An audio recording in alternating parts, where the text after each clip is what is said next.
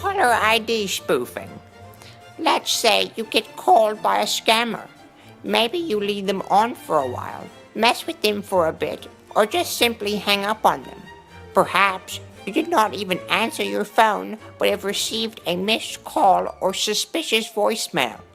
Regardless of the exact situation, if that number is called back, it may not lead where you think. Oftentimes, scammers spoof their caller ID, meaning the phone number that appears is not actually theirs. It's been disguised and will lead somewhere else or nowhere at all when called back.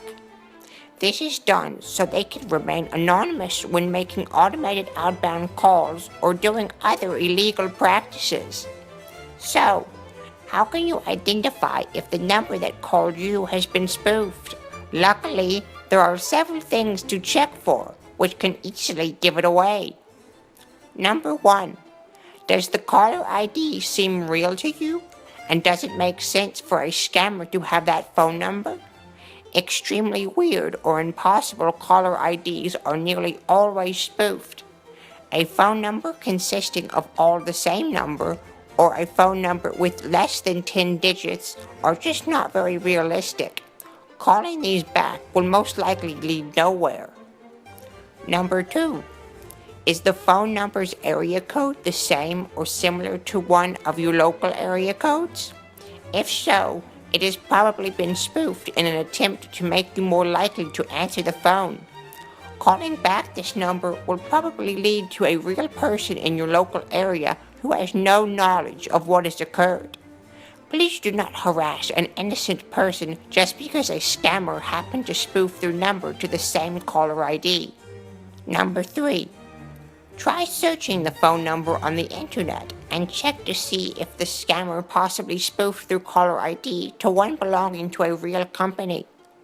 Technical support scammers will occasionally use Microsoft or Apple's phone number to appear more official while simultaneously remaining anonymous. This does not mean Microsoft and Apple are scamming people, though in some situations that topic is up for debate. In the end, if you just aren't sure, call the phone number back and check to see if an actual scammer picks up the phone. Now, I will briefly go over good ways to verify that the phone number has not been spoofed and is indeed the scammer's phone number.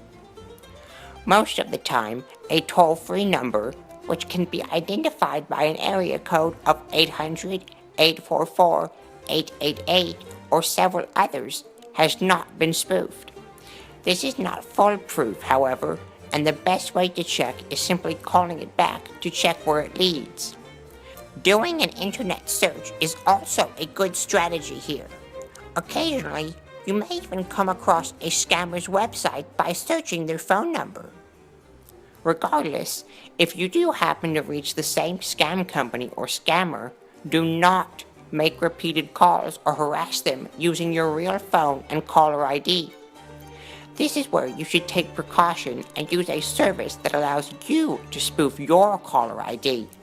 There are many great Voice over Internet Protocol, or VoIP, services out there which allow you to call scammers anonymously.